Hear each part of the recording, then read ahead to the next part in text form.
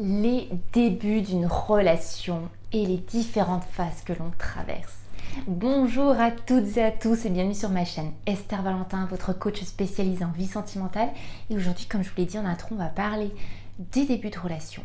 On va parler de ce qu'on appelle la phase lune de miel et on va la voir un petit peu plus en détail et on va surtout voir certaines choses dont il faut avoir conscience pour bien démarrer une relation. Ne pas partir dans un emballement amoureux, en tout cas se donner les meilleures conditions tout simplement pour réussir son début de relation, avancer si on doit avancer ou s'ouvrir à regarder en tout cas ce qu'il faut regarder dans ce début de relation. Mais je vais vous expliquer tout ça en détail.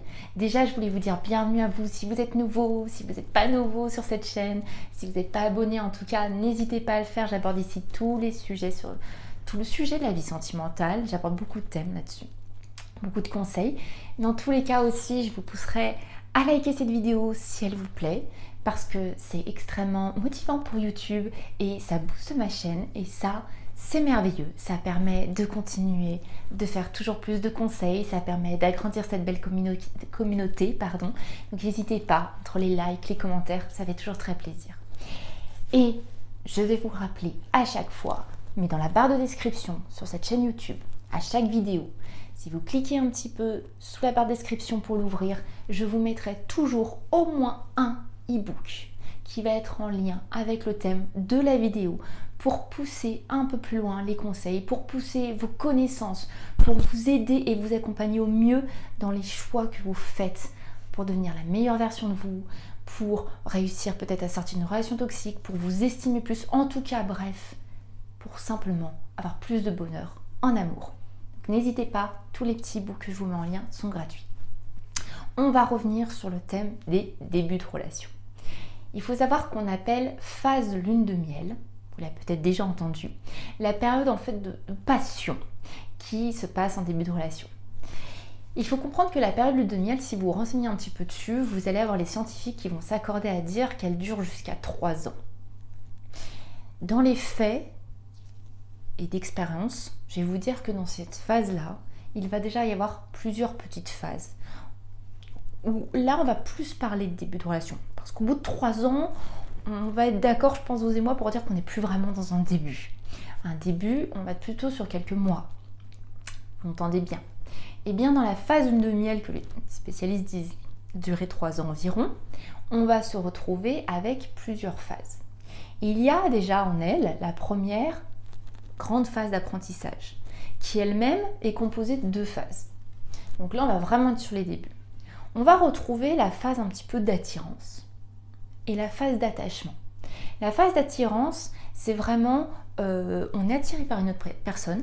C'est elle qui nous permet tout simplement d'être attiré par un autre être humain et de commencer à créer des connexions, à aller vers l'autre, qui va nous donner envie d'aller vers l'autre, envie d'aller plus loin, envie de se connaître, de partager et donc, deuxième phase, de s'attacher.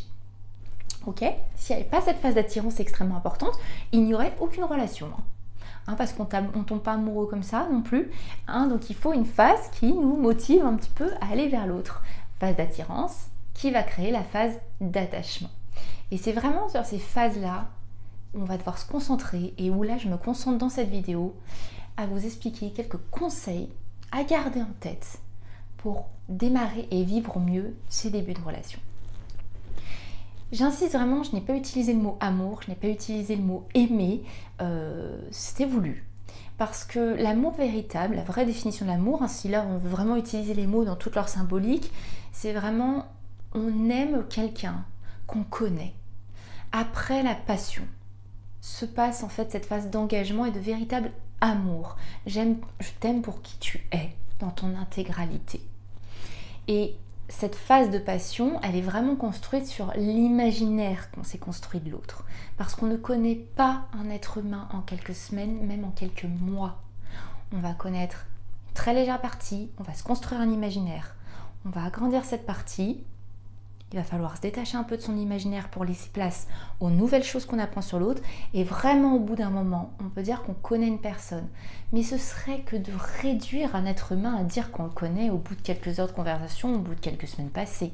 Vous, la première personne à qui je m'adresse, ce serait que de vous réduire à vous dire que je vous connaîtrai en quelques heures. Et même si j'avais vraiment envie de vous connaître de par la vie passée avec vous, le temps passé, les expériences passées, le parcours passé ensemble, je devrais continuellement me maintenir en tête que je continue de vous apprendre. Parce que vous êtes un être changeant. Donc, je vous apprends peut-être sur votre plus grosse phase, votre personnalité de base, votre fond, etc. Et ensuite, je vais constamment, en restant présente dans votre vie, continuer à apprendre à vous connaître toute votre vie, puisque vous pouvez changer, même si je connais les gros fondements. Ok?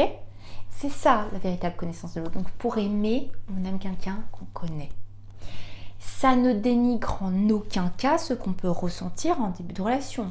Attention, hein, l'attachement est un sentiment extrêmement puissant.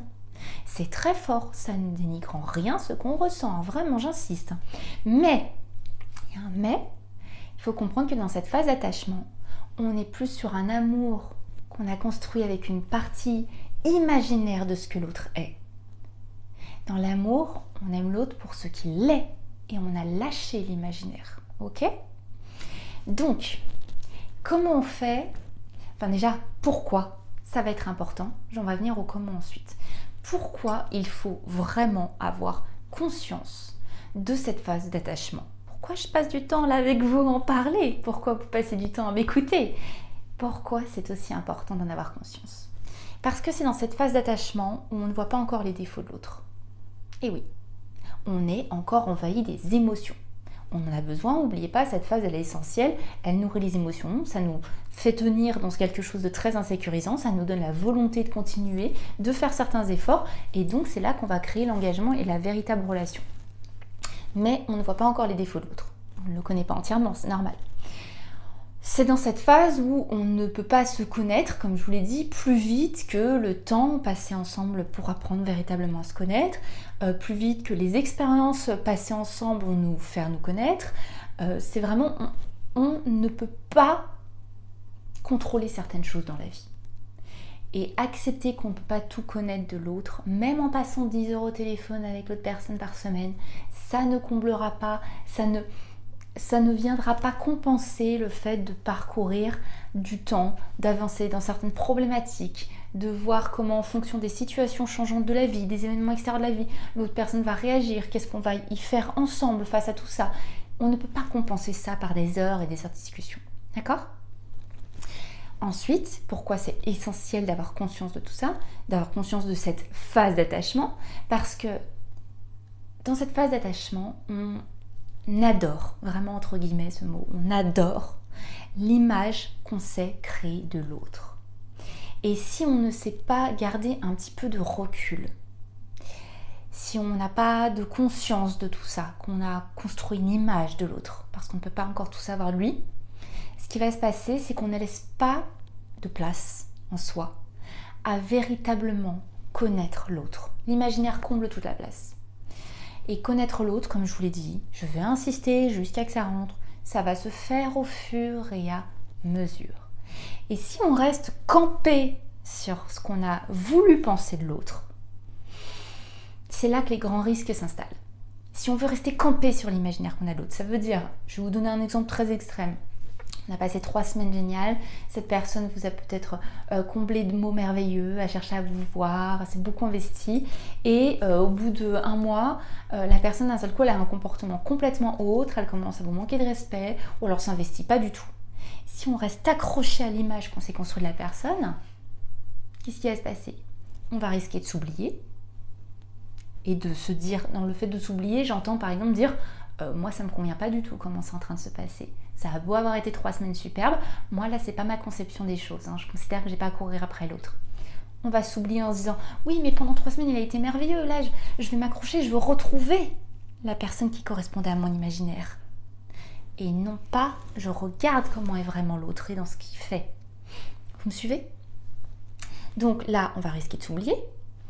On va aussi risquer de négliger de construire certains piliers. On va être tellement occupé à essayer de faire fonctionner une relation avec une personne qui ne nous convient plus, qu'on n'est pas du tout en train de construire des piliers comme échelle de valeur commune, entre autres, mais là je vous laisserai aller voir mon autre vidéo sur les piliers d'une relation. On va aussi, et là c'est le pire, ne pas s'ouvrir, vu qu'on est campé sur notre position de « je veux que ça reste mon imaginaire, je veux qu'il corresponde à l'imaginaire que je me suis fait les premiers temps », on n'est pas ouvert aux nouvelles informations qu'on reçoit.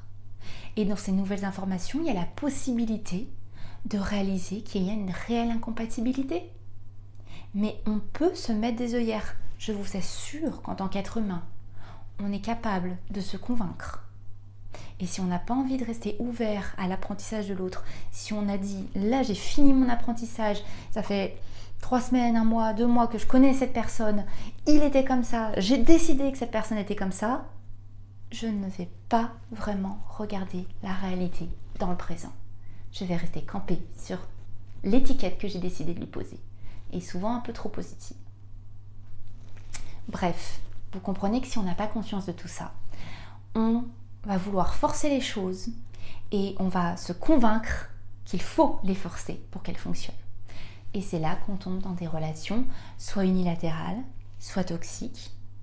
Quand je parle de relations toxiques, je parle que vous êtes tellement accroché à une image et non pas vraiment au fait que vous apprenez encore de l'autre personne, vous allez vous épuiser à essayer de faire fonctionner quelque chose qui ne doit plus être.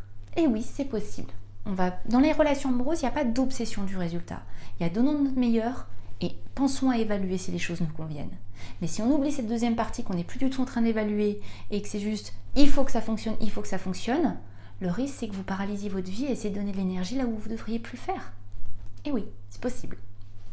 Donc, si je vous ai dit tout ça, c'est pour en arriver à ce grand conseil pour qu'un début de relation se passe le mieux possible pour vous, pour votre vie amoureuse. Ça va être de profiter de ce qui existe. Ça ne sert à rien après tout ça non plus de mettre des barrières et dire je ne me lâcherai, je ne m'ouvrirai qu'au bout d'1 an avec cette personne parce qu'avant je ne la connais pas. Non, c'est aussi en s'ouvrant qu'on va voir ce que l'autre en fait, qu'on va créer les connexions, qu'on va créer tout cet attachement plus profond pour aller jusqu'à l'amour. Donc on profite, on vit les instants, on savoure ce qui existe, mais il y a ce petit mais. En même temps, je garde un petit aspect rationnel, je me ramène un petit peu à l'ordre si j'ai tendance à oublier tout ça, c'est que je suis ouverte ou ouvert à ce que l'autre va encore me montrer de lui dans ses actes. Le plus gros, ça sera dans les actes, je ne le dirai jamais assez. Ce qui va se faire, c'est que ce qui doit arriver arrivera. Si vous êtes une personne qui profitait du moment et vivez l'instant, mais que vous gardez en conscience que vous ne savez pas tout et que votre imaginaire a été là un instant utile pour créer de l'attachement, mais que vous le laissez se déconsolider pour construire vraiment l'image de ce que est véritablement l'autre. Eh bien, il n'y aura pas de problème. Vous n'essaierez pas de forcer des choses qui ne doivent pas fonctionner. Vous irez uniquement là où ça vous convient. Vous allez vraiment vivre ce qui doit être vécu. Et c'est tout ce que je vous souhaite. Ne pas perdre de temps dans quelque chose qui ne doit pas fonctionner parce que vous ne voulez pas le voir. Ou voir qu'en fait, les nouvelles informations sont en corrélation avec votre imaginaire, sont en corrélation avec votre bien-être, avec ce que vous souhaitez. Et donc, continuez de vous investir vous aussi. Tout simplement. J'espère vraiment que cette vidéo vous a plu. Petite parenthèse avant de vous laisser. Je pense que c'est une question que je vais avoir dans les commentaires, donc j'anticipe pas. On va me demander souvent la durée de cette phase d'attachement et d'attirance. Comprenez bien que c'est hyper aléatoire. Je dirais entre 3 et 6 mois, vraiment à titre indicatif. Pourquoi je dis ça ? Parce que si des personnes s'installent ensemble au bout de 3 mois, elles vont bien sûr apprendre à se connaître beaucoup plus vite que si vous êtes dans une relation où vous vous voyez une fois tous les 2 mois. Vous comprenez, c'est logique. Mais pourquoi je dis 3 à 6 mois ? Parce que c'est vraiment la phase où on ne vit que des émotions que nous génère l'autre et nous génère la relation. Ça ne peut pas durer pendant des années, cette phase d'émotion. Donc si vous avez une personne en face de vous qui est en train de purement réagir émotionnellement à ce que cette relation et vous-même lui faites vivre, entre 3 et 6 mois, sa vraie nature, son comportement sans les influences émotionnelles bénéfiques d'une relation, va apparaître. Il ne va pas tenir 6 ans sous le coup des émotions, c'est inhumain, c'est pas possible. Donc voilà, laissez-vous le temps. Laissez-vous le temps juste de vous dire, il n'y a pas de date précise où on n'est plus en début de relation, il y a juste des choses à regarder et en même temps profiter de la situation tout simplement. Ok? Donc j'espère, comme je vous le disais, que cette vidéo vous a plu. Je vous le rappelle, n'hésitez pas à la liker. Et puis dans tous les cas, vous savez très bien que de mon côté, je ne vous lâche pas parce que je vous retrouve très très vite pour une prochaine vidéo. À très vite. Bye bye.